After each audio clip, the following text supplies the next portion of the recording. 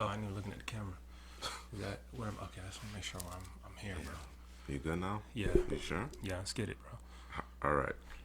You ready? You ready for this? Hello, audience.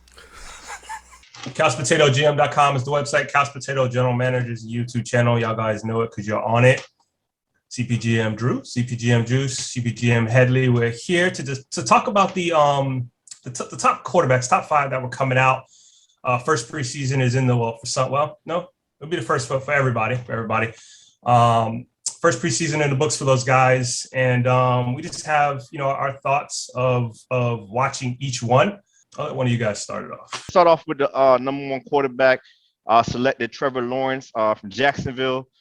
We saw his first preseason performance. I think he played a couple series, and everything I saw in Clemson is kind of what I saw in Jacksonville. Seems like Urban Meyer is kind of doing the same kind of offense, having him in the shotgun a lot, RPOs.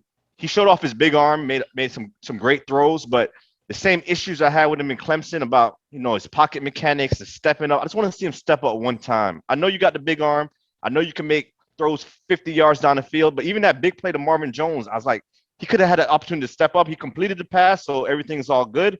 But it's time after time, I see him not stepping up, not extending plays like we saw from Justin Fields in Chicago. And with that offensive line in Jacksonville, I think Lawrence is going to get hit a lot, man. So, we'll see, but he definitely has the arm. He definitely has the talent. It's just about pocket presence for me with Trevor Lawrence.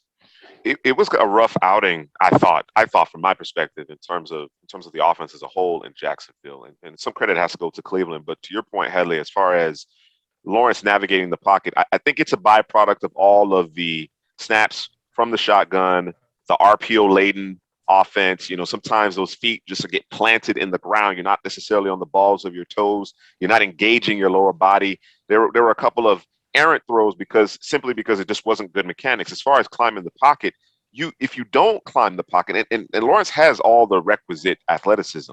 The reality is that athleticism isn't necessary in order to navigate the pocket, in order to have good pocket presence, right? It wasn't something that he had to do much of at Clemson, so it's something that he does have to work on. But when you don't effectively climb the pocket as those edge rushers start to kind of bear down, you make it more difficult on your tackles, number one. And number two, you make yourself short. You know what I mean? He has an advantage being 6'6". You climb the pocket and you deliver it overhand over those tackles, right? Assuming your center and your guard are doing the job. You know what I mean? But if you keep on drifting, you make yourself short and you make yourself an easier target for the pass rush. Like you said, again, of course, you can see the holes. You can see the talent. There was a big third and long opposite hash throw to outside the numbers. Marvin Jones ran a good route. It was actually blocked up well on that play. You can obviously see the talent, but then, of course, you saw a lot of bubbles. You saw the bubbles to Laviska Shenault. And, of course, that's a good way to use them, but it's very much in terms of what we saw from him at Clemson. And that is a big question mark. Can Urban Meyer, his coaching staff, really get the most out of Lawrence? I thought coming in we would see somewhat of a Justin Herbert type of maybe not necessarily to that degree, because you could argue that the Chargers have more talent around Herbert, right, coming in. However, I thought in terms of our question marks with him coming from Oregon, playing in a similar type of offense versus that of a more prototypical offense, we would see something along those lines. Of course, they decide to hire Urban Meyer, and that may not be the case. The other thing I wanted to say, though, I just want to caution folks, is that it is the first preseason game. I think there's going to be a certain level of vanilla, right, to these offenses in terms of what they're trying to do. And of course, Cleveland, they weren't holding anything back. I saw A-gap blitzes. They were mixing things up and making it challenging on that front. It's less about his tools and more about, again, the finer mechanical aspects of playing the quarterback position for Lawrence in terms of how successful he's going to be at the NFL level. Bro, I don't know what else to say that he did or he didn't do based on what y'all just said. It's kind of the I'll just repeat essentially what y'all were saying. One of the other things that I did notice, which I suppose is going to happen with all the quarterbacks, rookie quarterbacks, is just holding the ball too long. You heard it after the press conference with Urban Meyer. He said, yeah, he did some good things, but one of the biggest things was just trying to the anticipation throws that they weren't there, just processing. And I mean, I guess those are things that obviously they'll come. And it's unfortunate he was playing the Cleveland Browns, who were throwing everything but the kitchen sink. And, they're trying to do some things on their end as well. So I guess if we're gonna rank them, I think I got Lawrence. I got my list here. He's number 5 at the moment when you talk about the top 5 for me. I had him at number 4. Number 4. I don't know where I have him. I apologize. You threw a curveball at me. Where's your rankings? You threw a curveball at me. Like I said, there are obviously things that Lawrence needs to work on. Drew, you bring up a great point in terms of, young quarterbacks have a tendency to want to see it before they deliver it as opposed to anticipating it. It's hard to see it when your receivers aren't getting any separation, man. Any separation. And there were a couple of plays where, they tried to take advantage of Lawrence's big arm and do kind of a shot play, go down the field. They max protect and they still couldn't protect. To Headley's point, we saw some of the same things that we were concerned about coming out of Clemson, right? But as it pertains to anticipatory throws, holding the football, I'm gonna give him a little bit more of a pass with respect to that, because that sometimes depends to a degree on the supporting cast. Yeah, and they just didn't play well. And DJ Shark wasn't out there. That's his number 1 guy. So you talking about separation? That's the guy that's going to get separation on that football team. All right, let's get to the second quarterback, Zach Wilson, the second pick for the New York Jets. CPGM Drew's guy. That's right. And the Giants, they didn't really throw much at him. Played it pretty much vanilla, but I did like how he operated. He hit that back leg. He got the ball out of there. He was hitting Corey Davis, targeting him a lot, and everything looked good. It was no complaints from Zach Wilson. The ball was pretty, but I just like to see Zach Wilson, when we get a defense that puts some pressure on him, how he operates the pocket and how he does things. But everything, it's pretty much an A performance from Zach Wilson. I didn't really see any. He forced one bad throw, I think, or a couple, but what I'm saying, it was a pretty good performance week 1 in the preseason for Wilson. I think if Zach Wilson is clean, he's going to pick you apart. I don't think there's any question about that. Of course, it's very early. We're talking about one preseason game. Headley, you alluded to the fact that the Giants didn't really do a whole lot from a defensive standpoint. It was pretty vanilla. But it's just as you said, when he hit his back foot, whether he was operating out of the gun, whether he was under center and doing a traditional drop back or coming off of play action, when he hit his back foot, he was throwing the ball with conviction, right? And the ball placement was ideal. 9 times out of 10, the ball was exactly where it needed to be. Allowed the receiver to protect himself away from the defender in terms of them being able to make a play on the football, hitting receivers in stride, whether it was level concepts, whether it was coming off the boot, whatever the case may be, Zach Wilson understood where to go with the ball and he delivered it where it needed to be. Again, the litmus test is what happens when there are bodies flailing around you, bodies on the ground, when your offensive line isn't necessarily displacing the defensive line. I think a lot of credit has to go not only to Zach Wilson, but I thought the offensive line did a great job, whether it was through the air or on the ground. They were moving bodies up front. Yeah, this is what a good football team looks like, where on the offensive line in terms of running the ball, they were running it out there, it made things a lot easier for Zach Wilson. I think he threw the ball, dropped back, 9-10 times. So, it's nothing crazy. I think he went 6 for 9, 63 yards, keeping it, so that's decent for his first start. And the big things that I saw, those anticipation throws, he was able to do those, which, I expected that much. And like Drew said, the ball placement, as well as, let me see, I'm just reading my notes, bro. Oh, and he knew where he wanted to go with the football. Usually that's not something that you see, especially your first start. But like Headley said too, again, we're always going to preference this, is that it's game 1, it's preseason, and a lot of teams just go vanilla, but I would like to see success in that vanilla, and my man was successful. Yeah, absolutely. He was just taking what the defense gave him. Mm-hmm. Like you said, the offensive line protected him well, and it looked beautiful out there, man. So that's without Elijah Moore, his number 1 receiver over there. Oof. Number 1? I hope so. I think Corey Davis is number 2, and Elijah's number 1. That's just me. Denzel Mims? I see. I like Mims. Mims ball now. Mims ball. I don't know what they're doing. I think they're trying to light a fire under him. I don't know what the plan is right there, but Mims got the goods, bro. I don't think he's a typical Baylor receiver, though. I don't. No, I don't think so, bro. I don't. All right. He wasn't at the Senior Bowl. All right. Let's get to the number 3 quarterback, third pick in the draft, Trey Lance. Other than Justin Fields, I think we've seen a lot out of Trey Lance. We've seen some really good stuff. That throw, he rolled out to the left and hit Sheffield, Trey area, as they call him. But then we've seen a lot of bad stuff from him. Mistakes, not hitting his hot reads. And Kansas City was playing their first team defensive line out there. They were coming for him, Chris Jones and those boys. So, you know what I'm saying? We saw the good and the bad. Good was just the arm talent. You know, we see his arm talent, but the bad was just anticipation, processing pre-snap, knowing where to go, hot reads when the blitz comes. I'm not ready to say Trey Lance is starting week 1 yet, but, you know, he definitely has the physical tools over Garoppolo. Yeah, I mean, this isn't a question necessarily about who has the higher ceiling. I think without question, Trey Lance is that guy. The 49ers don't trade up to third overall without that understanding. I think they also understand, Kyle Shanahan most certainly understands that Trey Lance isn't necessarily ready. We'll see what happens over the course of the next couple of preseason games, but those peaks and valleys that you alluded to, Headley, or that you mentioned, Headley, that's the reason why Lance isn't ready. I think there's some seasoning that needs to happen here. We saw the good, right? Where, you know, the ball jumps out of his hands. You know, when you throw a deep pass, typically you're expecting that moon ball, that arc, that Russell Wilson arc, right? No, it's a frozen rope.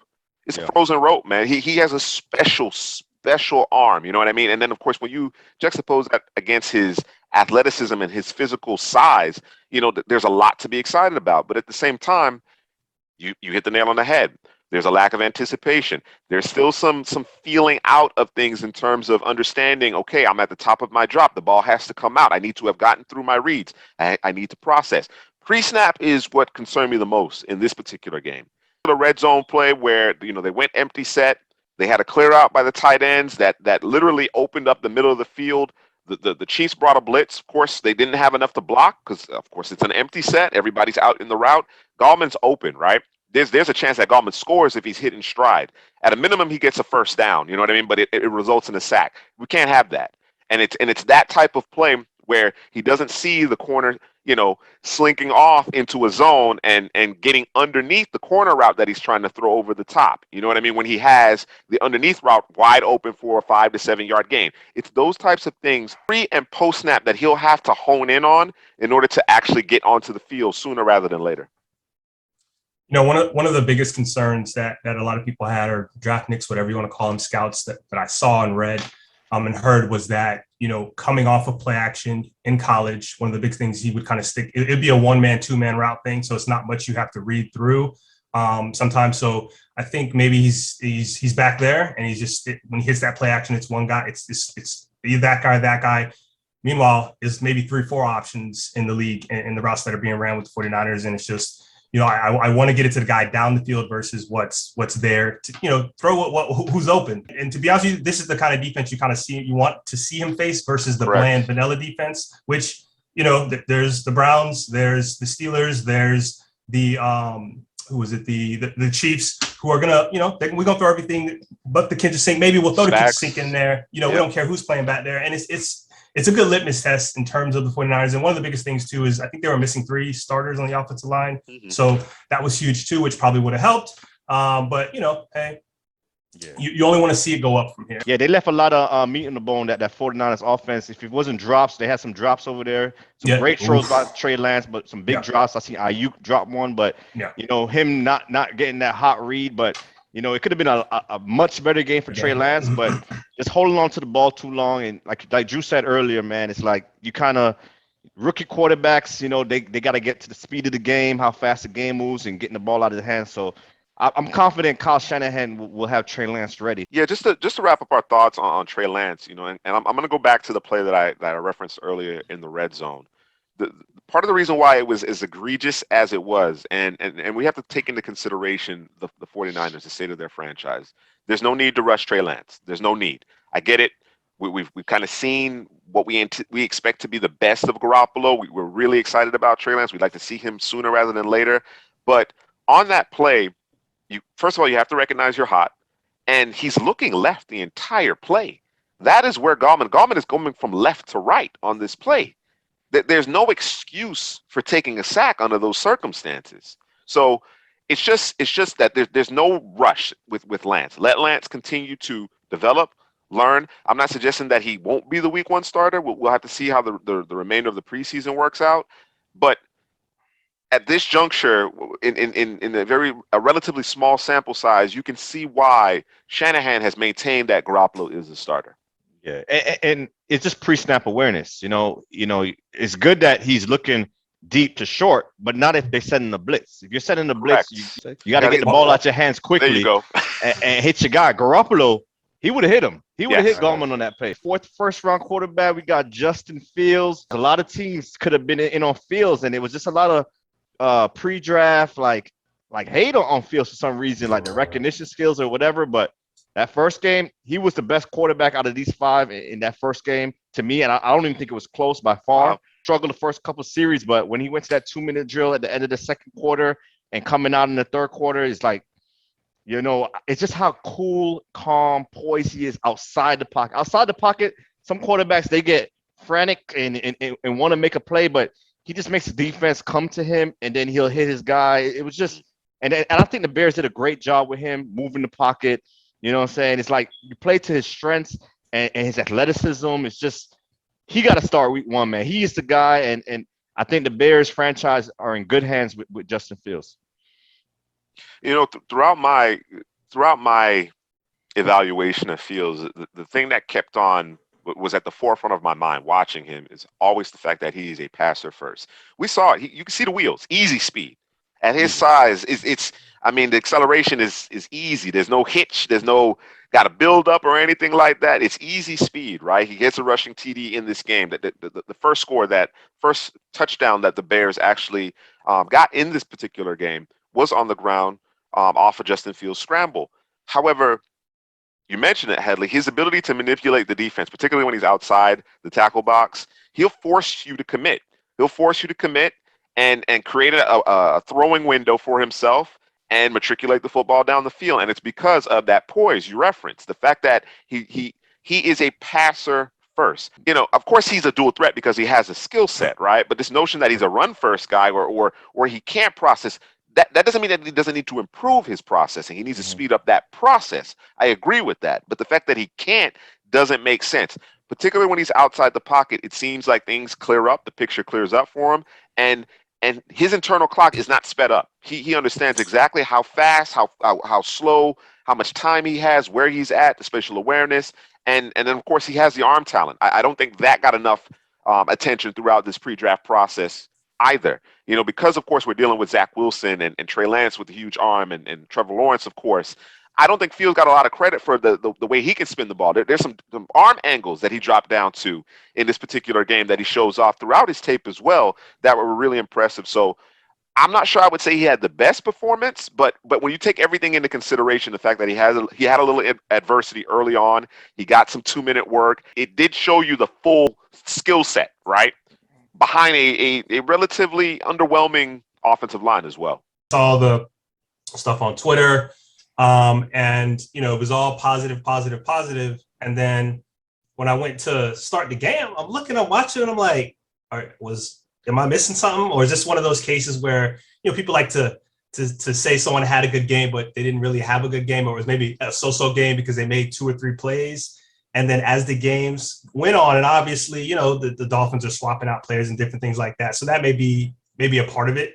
But listen, one of the biggest things that I love about quarterbacks, rookies, when they come in is being decisive, whether you are going to who you're throwing it to or if you need to run. And that's something that you saw. It was like every time, you know what I mean? So those are one of the biggest things that I saw. And just off subject here real quick, the Dolphins secondary, them boys good, bro. I'm just going to say it I know they were good, but just watching, I was like, these boys, it's sticky out here. It's real sticky out here. But then I thought too, watching Justin Fields, said it's players in general being drafted to a team that uses their skill set well. And I think we all can, most people would say, hey, we think Justin Fields went to the right place in terms of the type of offense that fits his skill set. Like Headley said earlier, getting him outside the pocket, doing different things. I mean, I think this is a match made in heaven. And like you said, I think he needs to be the starter going in. Yeah, and just watching him, man, he reminds me a lot of Kyler Murray. What do you guys think about that? Do you think who do you think is the guy going forward? Do you think Kyler Murray is better than Justin Fields, or do you think Fields is better than Murray? I'm gonna go back to what I said earlier. I think that in terms of you're saying right now, or who you're just talking right now, just based on everything you've seen. Franchise, who you going forward with? it's probably Fields, but I think that Murray has more upside. But the issue is right now for Murray is I don't know that he's in the most ideal place in terms of someone teaching him an NFL offense isn't going to keep it bland, if you will, with what they're doing. Hopefully that changes this year with all the weapons they have. But I'm gonna stick with Fields because I think he's in a place that matches his skill set. Yeah, I'm going with Fields, man. It's my guy, bro. I'm going with Fields, and I'm a big fan of Kyler Murray as well. You know, Murray is sudden. He is so sudden. Even in terms of his release, he is sudden. I like the way Fields deals with pressure better than Kyler Murray. We talk about poise, right? We talk about poise. We can set the size and all of that aside. Set that aside, right? Because both of them have arm talent. There's no question about that, right? Murray has the edge in terms of suddenness, but the way Fields deals with pressure and the way that he creates throwing windows by using his athleticism, I think is superior to Kyler Murray. When Kyler Murray becomes a ball carrier, you know the jitterbug, you know what I'm saying? Fields doesn't have that to him. Of course, he has the speed, the long speed, but he doesn't have that kind of suddenness to him. But in terms of extending plays to be a passer, I actually think Fields is ahead of Kyler Murray in that department, and that's why I go with Fields. Yeah, it's something about Kyler Murray. I'm gonna go slightly Kyler Murray. I just love the ball placement and the accuracy for Kyler Murray. I think Fields has a great arm, probably a stronger arm than Kyler Murray, but I like his Kyler Murray's accuracy. And let's get to the last quarterback in the first round. We have Mac Jones from Alabama. And it was similar to Zach Wilson for me. He faced more pressure. He did get hit a couple times, but it was very quick throws, a lot of screens in there, and they didn't ask him to do too much. So his performance is pretty good also. It comes back to that question. I know we talked about it in a different video. Is Cam the guy you want to go with, or do you want to go with Mac Jones? Because I don't know if Cam drives the ball down the field as often as Mac Jones will in this offense. I mean, it's a legitimate question. I don't think Cam has the arm strength that he once did. I think that the injuries, the all of that has caught up to him to some degree, and it's a struggle. It seems like it takes a lot for him to push the football down the field these days. As big and statuesque as he might be, it seems like he really has to kind of load up in order to push it down the field. That being said, I don't think Mac Jones got a howitzer attached to his shoulder either. You understand what I'm saying? And I'm concerned about Mac Jones from in playing in New England when there's inclement weather.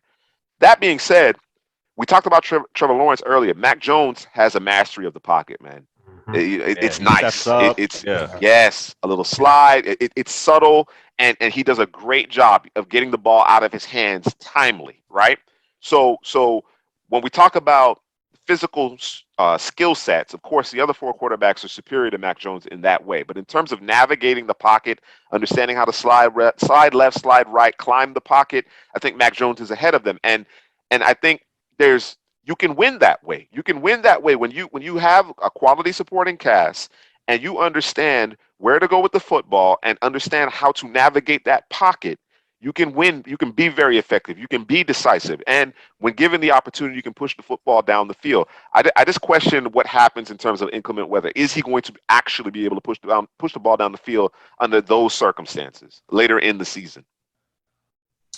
They said he wasn't athletic, man. I seen him run for about 3 yards and get the first down. I just want to put that out there. But the film that I watch in terms of a quarterback, the passes I kind of eliminate. Your bubble screens, your wide receiver screens, because they're not really. The only thing I'm saying is, did you get it there? And obviously, we know any quarterback in the league can get it there, right? So there was a ton of that. So kind of take those plays out. And then something else that I take a peek at, and is there a guy that you routinely go to when you're throwing the football?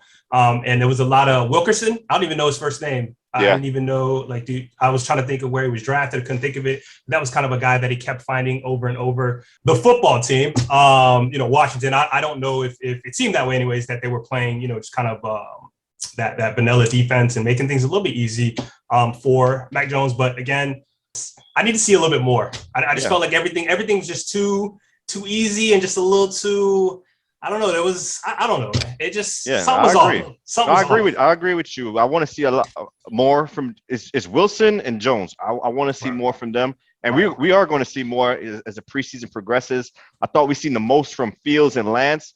I think Lance has the most question marks right now. Trevor Lawrence also has some question marks too to fix up. Yeah, before we wrap this video up, Mac Jones threw a really nice 9 route. He threw a really nice run route, and the receiver didn't come down with it. So we could be having a somewhat of a different conversation right now because he didn't necessarily get the help. I think the main takeaway from him, because you're right. There was some really easy throws associated with Mac Jones, and of course, what you want to do is you want to build confidence. With Fields, his touchdown pass came on a tight end leak. You know what I mean? Right.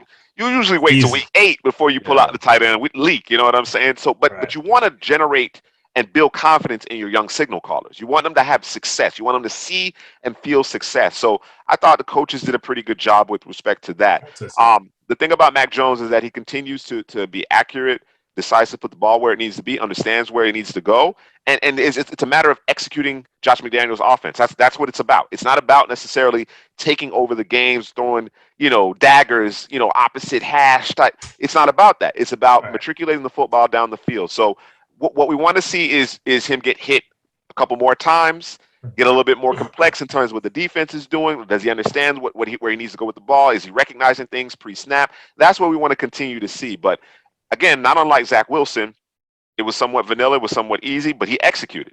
You know what I mean? And that's what you want to see under those circumstances. And speaking about that tight end leak, man, I seen a tweet where it's like, "Oh, you guys are overhyping this, man. That was an underthrow." I'm like, "What?" Like this guy's wide open, bro. You want to throw the football like that to a wide open guy. You don't want to lead him. Correct. The back pylon. To the back pylon, so you got to drag both feet. You know what I'm saying? Yeah, man. Let's make it work. You got to work for it, bro. Yeah, Twitter's a funny place, man. It is a funny place. I just want to put it out there. I seen Kyle Trask this past Saturday. Just got to throw him in. I know he wasn't part of the top guys, but I thought he was playing with a poor cast. I thought he did some good things. But let us know how you feel about the top 5. What is that? Let me get them. Chicago fan, 49er fan, Jet fan, Jaguar fan, and Patriot fan. Let us know how you feel, where you got a rated. I'm pretty sure you got your guy number 1. Where did we miss? Where did we hit? Like, subscribe, and comment. And don't forget to share the video. Don't be selfish. Yeah, other fan bases too, man. How do you feel about not drafting one of these quarterbacks? Ooh. Hurt. Don't open up Broncos? wounds.